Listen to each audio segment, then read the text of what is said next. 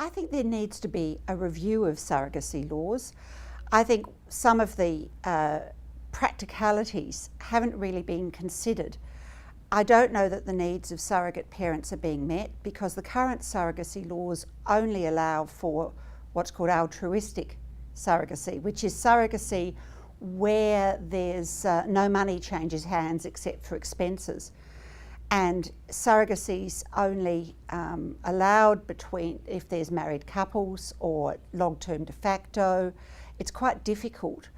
There needs to be, I think quite rightly, legal agreements, but it doesn't cover the people who are going overseas, doesn't give protection, a great deal of protection, I don't think, if somebody changes their mind.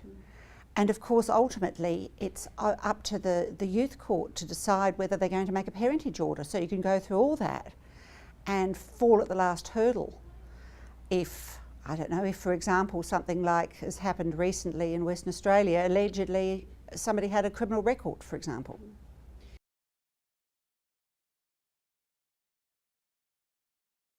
I think so, because they made the changes about 4 years ago to the surrogacy laws, but things have moved on since then. We've got much more medical tourism, and I don't think the law has acknowledged that people are doing this anyway, and we need to focus on the rights of the children, and we need to be able to say, well, what in South Australia can we do to ensure that children born of informal surrogacy arrangements or ones that aren't covered by the current law are given protection.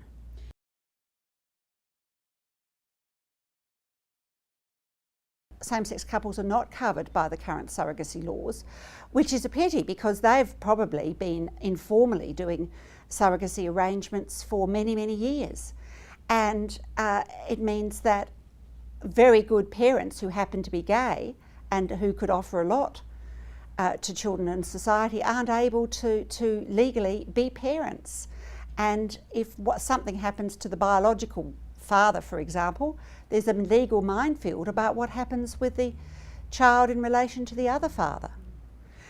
And single mothers also, as you quite rightly said, they have no protection if they've chosen to try and conceive through a surrogacy arrangement.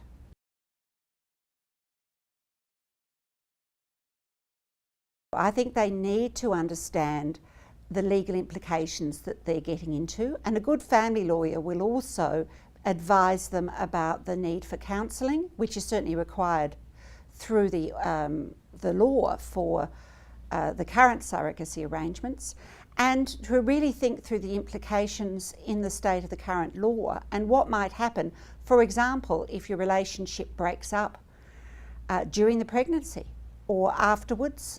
It's always better to know what you're getting into in advance, and a good family lawyer won't try and stir up trouble. They'll simply give you options.